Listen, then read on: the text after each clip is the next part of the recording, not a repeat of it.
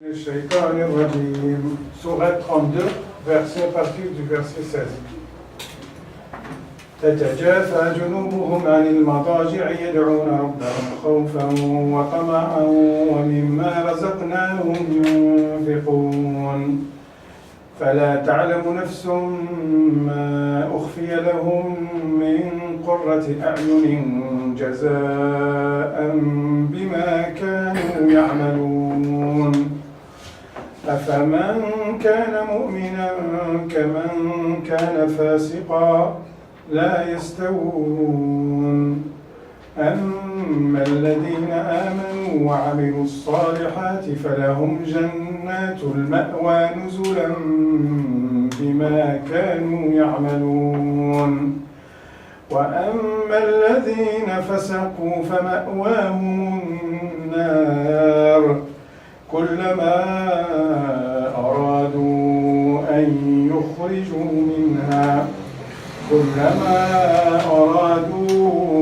أن يخرجوا منها أعيدوا فيها وقيل لهم ذوقوا عذاب النار الذي كنتم به تكذبون ولنذيقنهم من العذاب الأدنى دون العذاب الأكبر لعلهم يرجعون ومن أظلم ممن ذكر بآيات ربه ثم أعرض عنها إنا من المجرمين منتقمون ولقد آتينا موسى الكتاب فلا تكن في مرية من لقائه وجعلناه هدى لبني إسرائيل وجعلنا منهم أئمة يهدون بأمرنا لما صبروا وكانوا بآياتنا يوقنون إن ربك هو يفصل بينهم يوم القيامة فيما كانوا فيه يختلفون أولم يهد لهم كم أهلكنا من قبلهم من القرون يمشون في مساكنهم إن في ذلك لآيات أفلا يسمعون أولم يروا أنا نسوق الماء إلى الأرض الجرز فنخرج به زرعا تأكل منه أنعامهم وأنفسهم أفلا يبصرون ويقولون متى هذا الفتح إن كنتم صادقين قل يوم الفتح لا ينفع الذين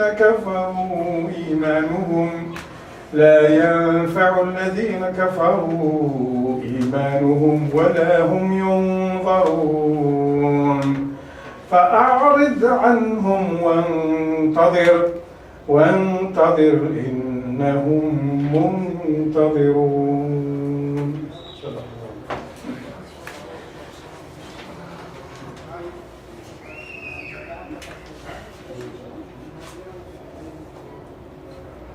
بسم الله الرحمن الرحيم. الحمد لله صلى الله وسلم وبارك على سيدنا محمد وعلى آله وأصحابه. Le temps pensé Dieu, l'homme dans sa condition humaine limitée, inscrite dans le temps et l'espace, peut-il penser Dieu, créateur du temps et de l'espace? L'homme peut-il penser l'au-delà? Allah dans le Coran nous a donné un très grand nombre d'éléments pour nous aider à nous faire une idée de lui subhanahu wa ta'ala. Théoriquement, l'homme n'est pas en mesure de penser Dieu. Il n'est pas suffisamment équipé pour avoir une idée juste, conforme à la réalité de Dieu. Mais est-ce pour autant une excuse pour l'homme de ne pas penser Dieu? C'est peu qu'on prenne ce prétexte pour ne pas penser Dieu. Dès lors que Allah, Dieu, dépasse, on ne peut pas le cerner, on ne peut pas le penser. Donc à quoi bon essayer de penser la divinité?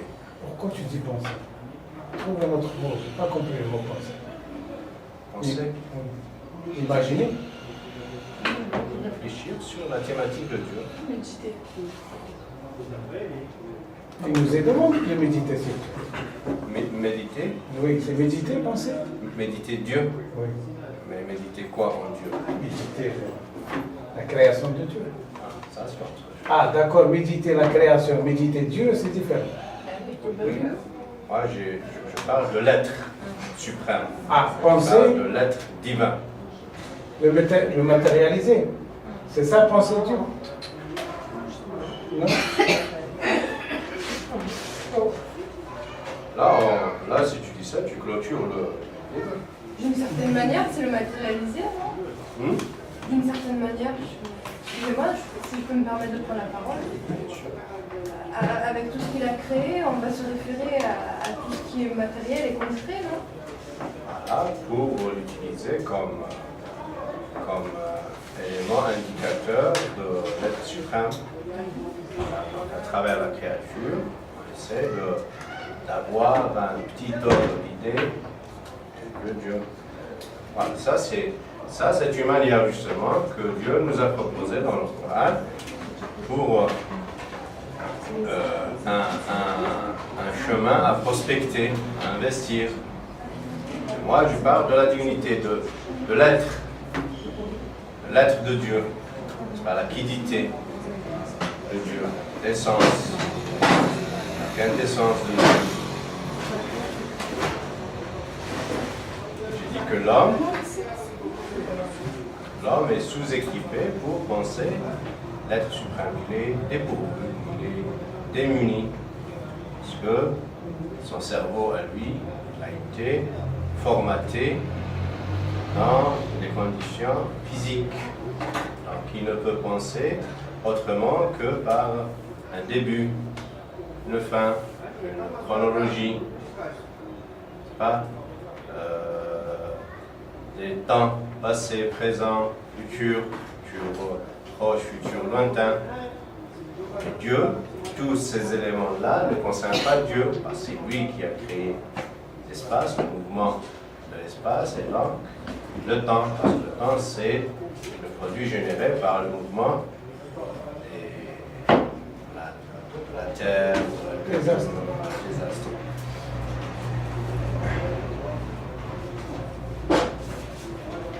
Voilà.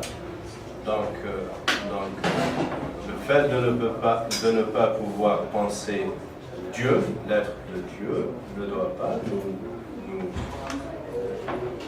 décourager de le penser quand même, mais pas forcément l'essence de Dieu, n'est-ce pas? Voilà.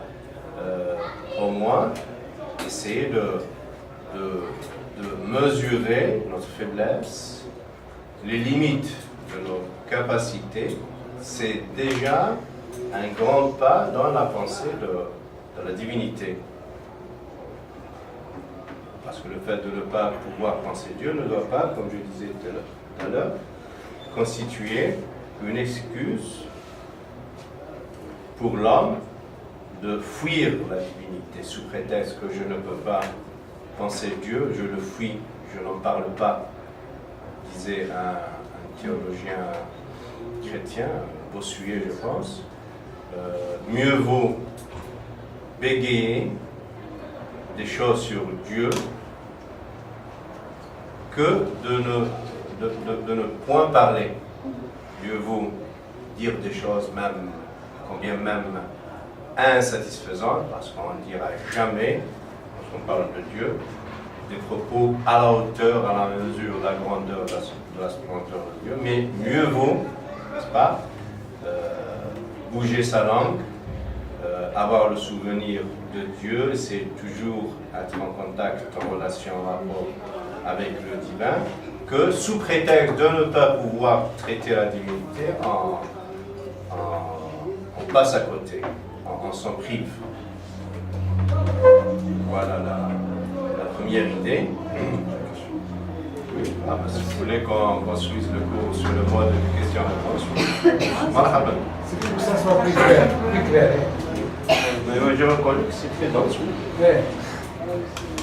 Oui, Mohamed. J'ai une question, par exemple, quand on juste penser Dieu. Quand on essaie de penser, on n'a pas toutes les facultés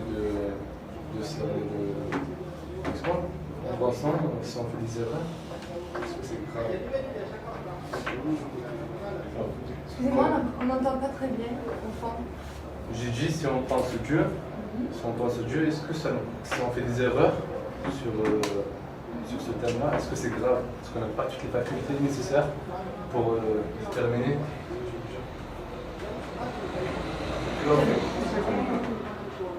Vous n'avez pas entendu? Je répète, vous n'avez pas entendu? Il disait, Mohamed, est-ce que le fait de ne pas être en mesure de dire des choses exactes sur Dieu, conformément à la réalité de Dieu, est-ce que c'est grave de se tromper? Pourtant, on va se tromper. Parce que parler de Dieu... Il a parlé de la faculté, en fait, c'est quoi Dieu? Il a employé le mot faculté. La faculté humaine, elle est en deçà d'exprimer la divinité. Oui, notre langue, déjà notre langue humaine, Je pensais qu'il parlait de la faculté de chacun. humaine en général. Voilà, on prend d'en haut, d'en bas, tout niveau intellectuel confondu. L'homme, avec un méga H, il est incapable de parler de Dieu. Voilà. Et s'il parle de la quiddité de l'être suprême, il se trompe. Tout ce qui te traverse l'esprit, Allah est plus grand. Il est à une infinité de lieux plus grands, plus majestueux que l'idée que tu te fais de la divinité. Voilà le. On ne rendra jamais assez hommage à Dieu. Et pourvu qu'on se rende compte qu'on soit en erreur, parce que c'est lui qui guide. C'est Dieu qui nous guide. C'est pour répondre à Mohamed en fait. Est-ce que c'est grave qu'on fasse des erreurs? Il faudrait déjà s'en rendre compte qu'on fait des erreurs. Pour pouvoir mesurer la gravité et pouvoir se repentir par la suite. On essaie d'avancer. Vous allez mieux comprendre après. On peut avancer dans le cours déjà On commence par faire converger les questions ici, Inch'Allah, mais à la fin, si vous voulez vous apporter mutuellement des réponses, c'est pas, mais pas au début. Si déjà au début, chacun essaie d'apporter sa réponse, c'est problématique. Ils vont t'évincer. Mais ça change un peu, non? Ça m'éjecte de mon trône de gourou. Moi, je dois défendre mon statut. Allez. Non, mais il n'empêche qu'après, Inch'Allah, élargir. Donc, je disais que la question de Mohamed, elle est très importante. On l'a traité à maintes reprises, en fait, surtout à l'occasion des noms excellentissimes d'Allah. Les noms, les beaux noms de Dieu. Voilà. Et on s'est posé la question de savoir si nommer Dieu, c'est une prérogative exclusive à Dieu, c'est lui seul qui a le droit de se donner des noms. Auquel cas, tout nom que nous lui attribuions, combien même on veut lui rendre hommage, on juge que ce nom sied, convient à sa grandeur. Si on dit qu'il n'y a que lui qui peut se donner des noms, et nous, on est censé s'astreindre, se restreindre à ce que Dieu a arrêté comme nom pour lui, pour sa personne. Et on a dit c'est l'école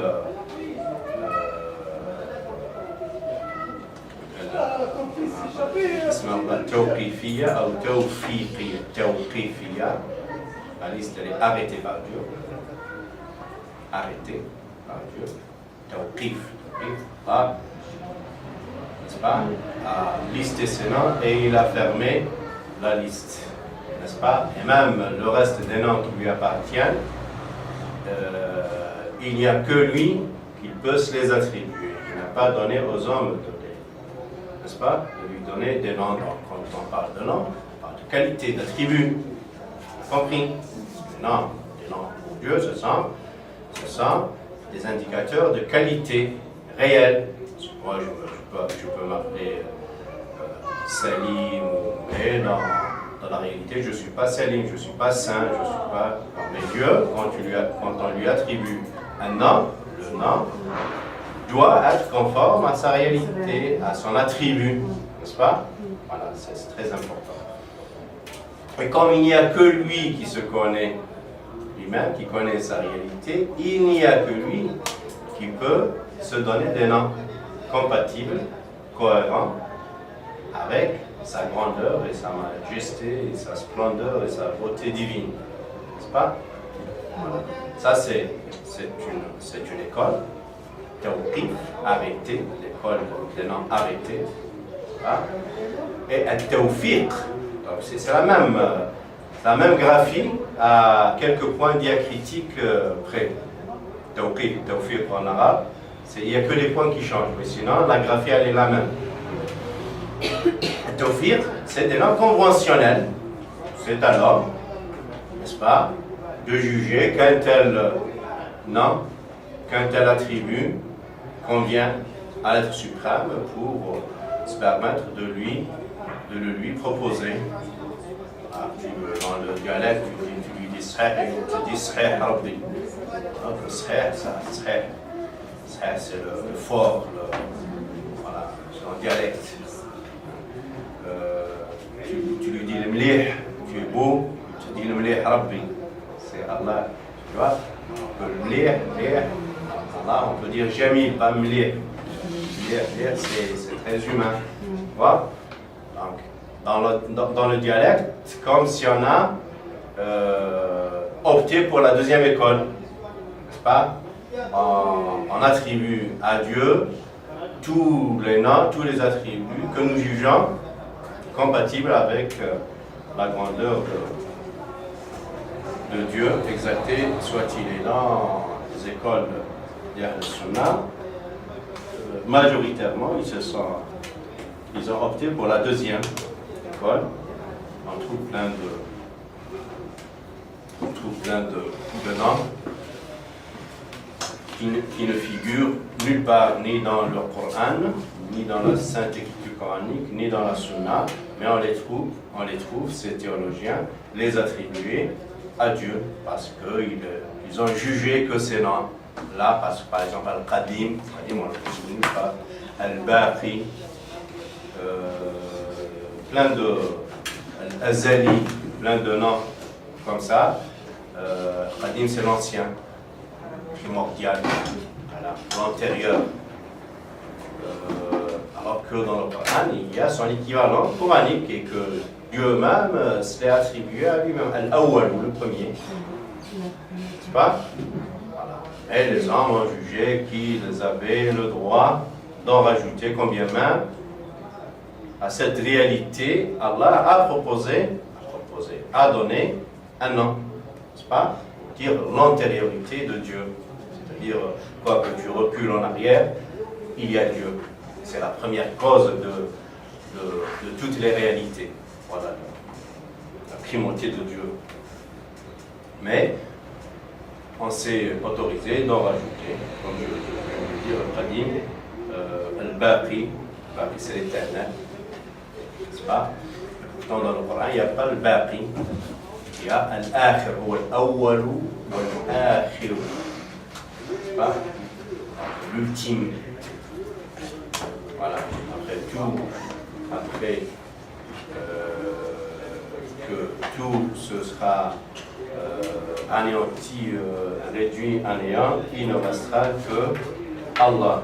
ويبقى وجه ربك ذو الجلال والإكرام كل من عليها فان ويبقى وجه ربك ذو الجلال والإكرام.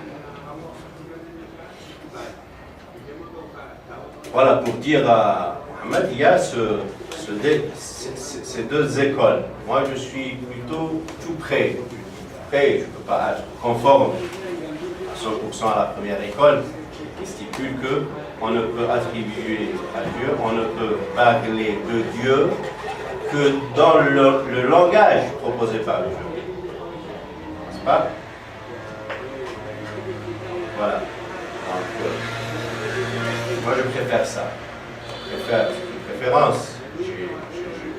J'essaie d'être au plus près de cette école, mais dans la réalité, on est obligé de trahir cette école. On est obligé. Le simple fait de traduire de la langue arabe à la langue française tout ce qui se rapporte à Dieu, c'est déjà faire un pas vers la deuxième école. N'est-ce pas? C'est-à-dire qui dit que le langage divin, le langage qui concerne Dieu, doit être conventionnel. Ce sont les hommes, n'est-ce pas, qui s'accordent à dire que tel nom, tel attribut, tel terme sied à Dieu ou pas, convient à Dieu ou pas. N'est-ce pas? Voilà. Donc, moi, je pense qu'il convient aux musulmans de rester au plus près de la première école sans pour autant être dans le rigorisme au risque de se priver de communiquer Dieu dans les autres langues. Parce que le simple fait de dire Dieu, c'est un abus de langage. Parce que Dieu, il ne s'est pas appelé Dieu, il s'est appelé Allah. Et dans les 99 noms, dans tout le Coran, il n'y a pas de Dieu. N'est-ce pas? Donc le simple fait de traduire trahit. N'est-ce pas? Mais est-ce qu'on peut faire autrement? Vous pouvez me dire oui, Allah, on peut. Et aux autres de se convertir, n'est-ce pas? De convertir leur mot, Dieu, le convertir en Allah. Tu vois. Ceci peut être facile pour Dieu, mais tous les éléments linguistiques d'origine arabe qui traitent de Dieu, on ne peut pas obliger l'autre, n'est-ce pas? Lui imposer une condition au préalable. Si tu veux écouter mon prêche sur Dieu, il faut d'abord que je te fasse faire une formation de 6 mois, de 2 ans en langue arabe, pour que tu puisses assister à mon prêche sur Dieu. N'est-ce pas? C'est pas... Non? Voilà, donc d'où le fait même si on prétend comme moi, je le prétends, être au plus près de la première école, rigoriste et pas dire sur Dieu des choses que lui-même ne se l'est pas attribué, voilà, je me trouve enclin, obligé à utiliser, n'est-ce pas, un langage que Dieu n'a pas utilisé pour parler de lui-même ou pas pour parler de l'au-delà.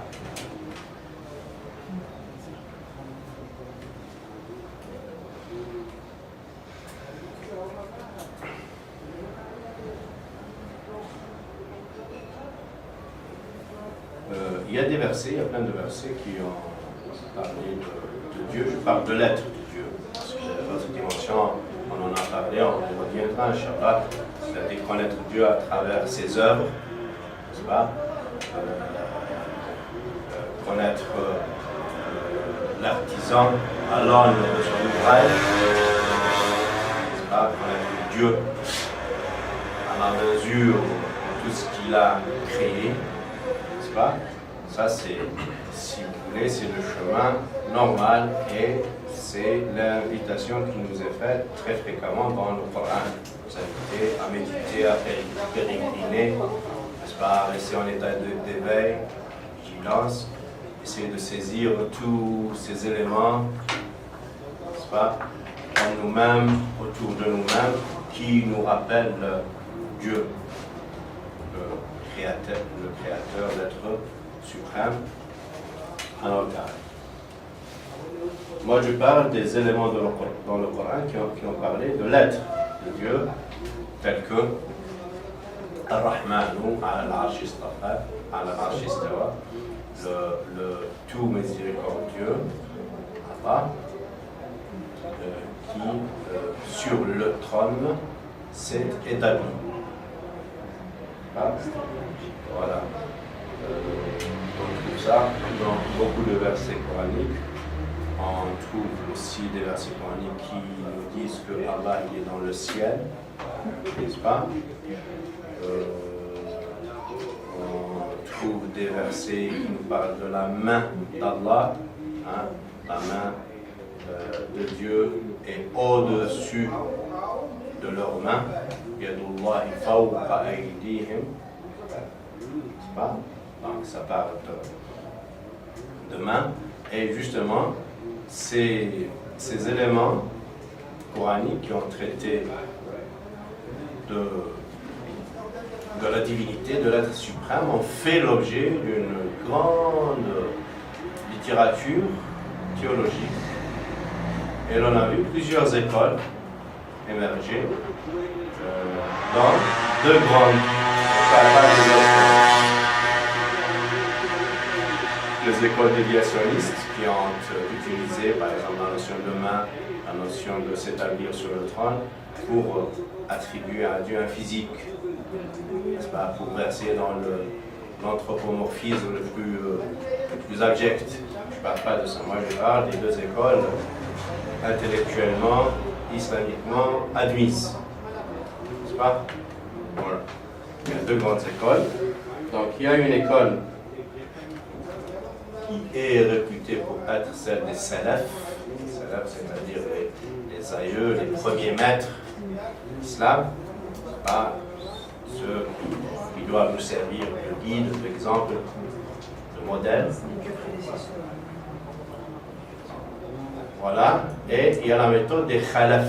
Khalaf, c'est aussi nos ulama, grands maîtres, mais qui sont venus après les premiers, qui ont connu d'autres problématiques, qui étaient confrontés à des problématiques auxquelles les premiers, les salafs, n'étaient pas confrontés.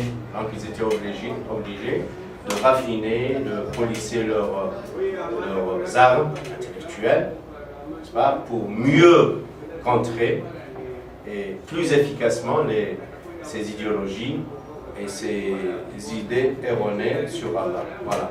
Madrasat al-Salaf ou Madrasat al-Khalaf. L'école du Salaf, premier, les décesseurs, et l'école des Khalaf, hein, des gens qui sont venus bien après.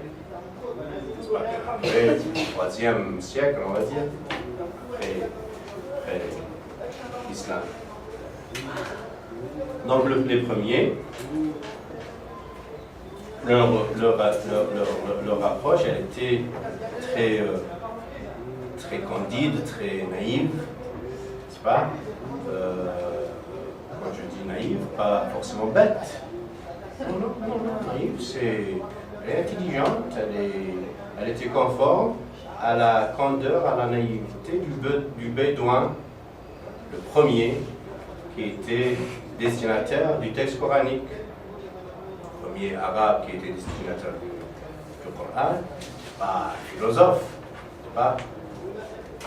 c'est un pasteur qui dirigeait son troupeau au gré de la pluie, n'est-ce pas, des pâturages. Voilà, il n'avait pas d'autre souci que vivre dans la nature au gré, n'est-ce pas, des changements climatique a mis le lieu de la philosophie. Donc les premiers, dans leur production théologique, ils étaient tout près de ce bédouin, de cette naïveté naturelle, primordiale. Voilà, Dieu a parlé demain. Moi, je fais confiance à Dieu. Dieu est grand, n'est-ce pas? Il est sublime.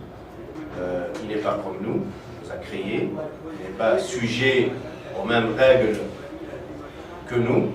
Voilà, et quand il parle de sa main, c'est une main qui convient à sa grandeur, pas plus. Et ils n'ont pas cherché midi à 14 heures, n'est-ce pas? Elle n'est pas comme la nôtre. Sinon, il serait comme nous. Elle est comment? Je ne sais pas. Si je le sais, c'est que je vais la matérialiser. Parce que penser justement Dieu, c'est le matérialiser. D'où justement, la première fois, moi je ne voulais pas répondre à ta question là, parce que sinon ça aurait résolu l'énigme. Voilà. Parce que penser, c'est-à-dire verser Dieu dans le moule de mon cerveau, de mes neurones, et c'est-à-dire lui donner un début, une fin, une chronologie, une matérialité, une localité, n'est-ce pas? Donc penser dans mes neurones à moi, Dieu, c'est impossible. Et si je le fais, j'en fais un Dieu à mon image. Est-ce que ça me fait sortir de l'islam? Eh oui, bien sûr, bien sûr. Alors que c'est le contraire qui doit être fait. C'est moi qui dois être à l'image de Dieu, c'est-à-dire tendre vers Dieu, vers le sublime, vers le surnaturel, ressembler à Dieu, à mesure de ma condition humaine. Si je commence à vouloir verser Dieu dans mes neurones, j'opère l'opération inverse, c'est-à-dire je commence à transformer la divinité, n'est-ce pas, pour qu'elle ressemble à l'humain que je suis, à l'homme que je suis, n'est-ce pas? Donc, le premier, Bédouin, il a compris le texte. Yadullah fawqa aydihim, c'est Allah, il a parlé de main, il s'est attribué une main. Une main qui ne ressemble pas à la mienne, ni à celle des créatures. C'est le Créateur, n'est-ce pas? Et donc, je ne suis pas censé déployer plus d'efforts dans ce sens. Et en plus, Dieu, il a cité quelques reprises, à quelques occasions près, pas plus, n'est-ce pas? Il a parlé de s'établir sur le trône, la même chose. Allah, le sublime, le grand, le splendide, le majestueux, n'est-ce pas? Il s'est attribué l'établissement sur le trône. Voilà. C'est un établissement qui sied, qui convient à sa grandeur, et les premiers, justement, étaient restés sur ça. Est-ce que ça veut dire qu'ils n'ont pas interprété?